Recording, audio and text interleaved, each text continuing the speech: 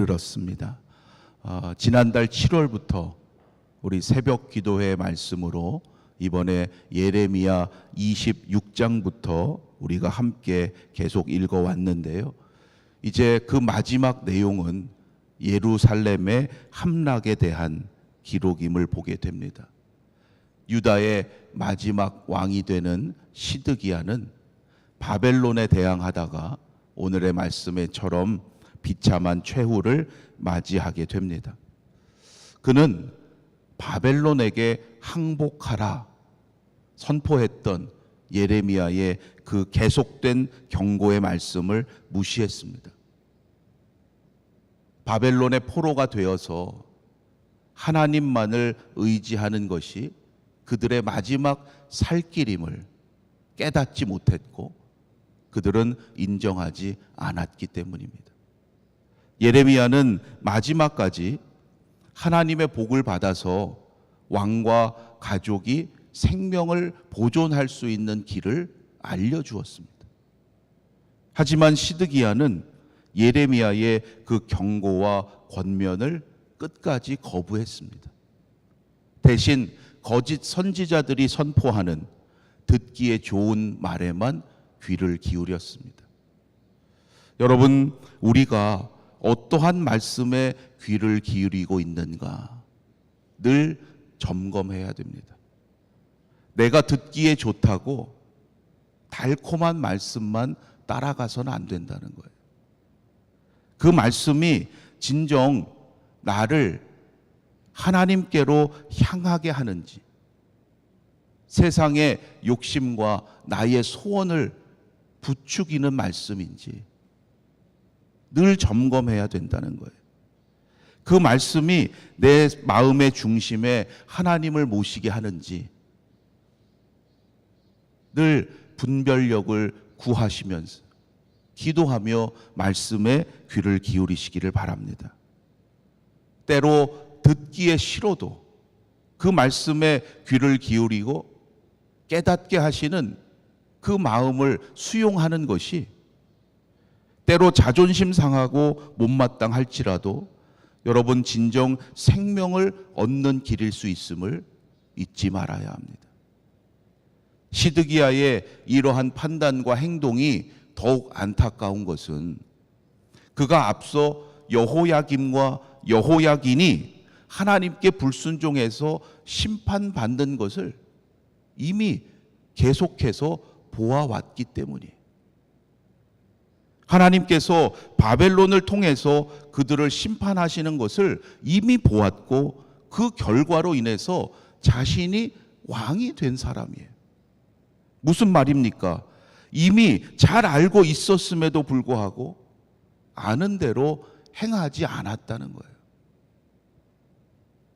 어떻게 해야 하는지 그는 분명히 알고 있었음에도 불구하고 시드기야는 여호야김의 악한 그 행위를 그대로 본받아서 여호와 보시기에 악을 행하고 말았습니다. 이것은 우리에게 무엇을 깨닫게 합니까? 아는 것과 행하는 것은 다르다는 거예요. 여러분, 내가 많이 안다고 절대로 교만해서는 안 돼요. 아는 것과 행하는 것이 당연한 것이 아니라는 거예요. 신앙의 연륜이 쌓여서 우리가 말씀을 많이 알아갈수록 말씀대로 살아야 하는데 도리어 그렇지 못할 때가 많지 않습니까? 우리의 능력으로는 말씀대로 순종하며 사는 것이 불가능하다는 것을 우리가 인정해야 돼요. 그 마음으로 날마다 하나님 앞에 겸손히 기도하는 자가 되어야 합니다. 하나님, 오늘도 말씀대로 살아갈 수 있는 그 믿음과 능력을 주시옵소서. 성령의 도우심으로 날마다 말씀의 능력으로 하나님의 뜻을 이루어가는 저와 여러분이 되기를 간절히 소망합니다. 거짓 선지자들에게 현혹된 시드기야가 결국 바벨론을 배반하고 말지요. 느부갓네살 왕이 쳐들어옵니다. 예루살렘 성을 무려 18개월 동안이나 포위해요. 고립될 수밖에 없는 거죠. 그 성에는 먹을 것이 다 떨어지게 됩니다. 이웃 나라로부터 군사적인 도움을 기다렸지만 모든 이들에게 배신을 당하고 말죠. 그제서야 누가 참 선지자였구나, 누가 거짓 선지자였구나 알게 되었지만 때는 이미 늦었습니다. 하나님께서 주셨던 그 예루살렘 약속의 땅이 죄로 문들게 되었고 사륙의 땅이 되고 맙니다. 시드기야는 백성들이 아사 상태 직전에 몰렸던 그 와중에 혼자만 살겠다고 성 밖으로 도망을 칩니다. 그러나 얼마 가지 못하고 왕의 모든 군대가 다 흩어지고 그는 결국 바벨론 군대에게 붙잡히고 말죠. 느부갓네살 왕에게로 끌려온 시드기야는 자신의 눈으로 가족들의 죽음을 목격해야 했습니다. 얼마나 큰 고통이었겠습니까? 이어서 자신도 그 자리에서 두 눈이 뽑히고 놋사슬로 결박을 당합니다. 그렇게 신문을 당하고 맹인이 된 채로 바벨론에 끌려가서 결국 바벨론 땅에서 그렇게 평생 옥에 갇혀 지내다 죽게 됩니다. 이어지는 12절 이하의 말씀에 보면 예루살렘을 정복한 바벨론이 유다의 왕궁과 성전을 헐고 성전 기구들을 약탈해 가죠. 24절 이하의 말씀에는 바벨론에 의해서 처형당한 지도자들 그리고 포로로 잡혀간 유다 백성들의 수가 기록되어 있어요. 여기에 기록된 수는 남자 장정만의 수이기 때문에 실제로 포로로 끌려갔던 백성들의 수는 적어도 이보다 3-4배는 더 되었을 겁니다. 시드기야가 자신의 눈으로 보았던 마지막 장면이 무엇이겠습니까? 아들들의 죽음일 것이고 그를 따르겠다고 다짐했던 그 고관들의 참담한 죽음이었어요. 그 고통 속에서 그는 평생을 지내야 했던 거예요. 왜 그랬습니까? 시드기야의 배반은 바벨론을 배반했기 때문이 아니라 하나님의 말씀에 불순종했던 것이고 하나님을 배반하는 것이 얼마나 큰 심판을 초래하는 것인지를 이스라엘 역사를 통해서 우리에게 보여주시는 거예요.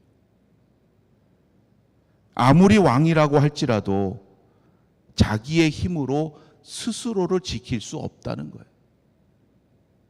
시드기야의 결정이 여러분 그 혼자만의 결정이었겠습니까? 바벨론에게 대항하라고 시드기야를 부추겼던 많은 이들이 그의 주위에 있었던 거죠. 그렇게 하면 우리가 충분히 이길 수 있다고 호언장담했을 거예요. 그러나 그들 가운데 아무도 그들을 지킬 수가 없었습니다. 여러분, 우리가 진정 누구를 의지해야 하겠습니까? 세상에 모든 권력을 가졌다고 하는 왕도 스스로를 지키지 못합니다. 하나님 외에는 끝까지 우리를 지키시고 보호해 주실 분이 없음을 잊지 말아야 합니다. 눈에 보이는 것을 먼저 의지하고자 하는 우리의 연약한 마음과 생각을 이 시간 다시금 다 내려놓으시고 언제나 전능하신 하나님께 먼저 기도하며 나아가시는 믿음의 삶이 되시기를 바랍니다. 그러할 때 하나님께서 어떠한 상황 가운데서도 여러분과 함께 하시고 생명과 구원의 길로 인도해 주실 줄로 믿습니다. 그 믿음으로 기도하는 이 시간에 하늘의 능력과 말씀의 은혜로 하나님께서 다시금 축복해 주실 줄로 믿습니다. 내일 복된 주일을 기대하며 또한 기도로 준비해 가시는 오늘 이 시간이 되시기를 주님의 이름으로 축원합니다. 기도드리겠습니다. 하나님, 우리가 진정 누구를 의지해야 하는지 예레미야의 마지막 장의 말씀을 통해서 깨닫게 하심을 감사합니다. 우리가 구하는 것이 그저 세상의 성공과 권력은 아닌지 다시금 말씀 앞에 우리의 삶을 비추어 보게 하시고 하나님 외에는 끝까지 나를 지켜줄 이가 없음을 인정하며 하나님께 먼저 간구하는 믿음의 삶이 되게 하여 주시옵소서. 눈에 보이는 것에 현혹되지 않게 성령께서 우리의 마음과 생각을 지켜주시고 어떠한 상황 속에서도 신실하신 하나님이심을 믿고 말씀에 순종하는 복된 사람 되게 하여 주시옵소서. 무더운 날씨 가운데 하나님, 우리 아연의 성도들 친히 보호하여 주시고 하나님께 예배 드리는 믿음의 사명 온전히 감당케 하여 주시옵소서. 내일 거룩한 주일을 기대하며 기도로 준비하며 나아갑니다. 하나님께서 주시는 말씀을 통해서 다시금 믿음의 사명 깨닫게 하시고 우리의 마음과 생각이 오직 하나님께로 향할 수 있도록 인도하여 주시옵소서. 새로운 학기를 시작한 자녀들과 특별히 우리 믿음의 젊은이들, 하나님께서 저들의 앞길을 인도하시고 수고하고 애쓰는 모든 것들이 하나님의 도우심으로 말미암아 더욱 아름답고 풍성하게 열매 맺을 수 있도록 축복하여 주시옵소서. 오늘도 우리의 기도가 필요한 이들을 위하여 부르짖어 간구합니다. 기도의 능력을 체험하는 저희들 되게 하시고 하나님의 놀라운 행하심을 담대히 증거하는 믿음의 사명자들 되게 하여 주시옵소서. 모든 것 감사드리며 우리 주 예수 그리스도의 이름으로 기도드립니다. 아멘. 하늘에 계신 우리 아버지여, 이름이 거룩히 여김을 받으시오며 나라가 임하시오며 뜻이 하늘에서 이루어진 것 같이 땅에서도 이루어지이다. 오늘 우리에게 일용할 양식을 주시옵고 우리가 우리에게 죄 지은 자를 사하여 준 것 같이 우리 죄를 사하여 주시옵고 우리를 시험에 들게 하지 마시옵고 다만 악에서 구하시옵소서. 나라와 권세와 영광이 아버지께 영원히 있사옵나이다. 아멘.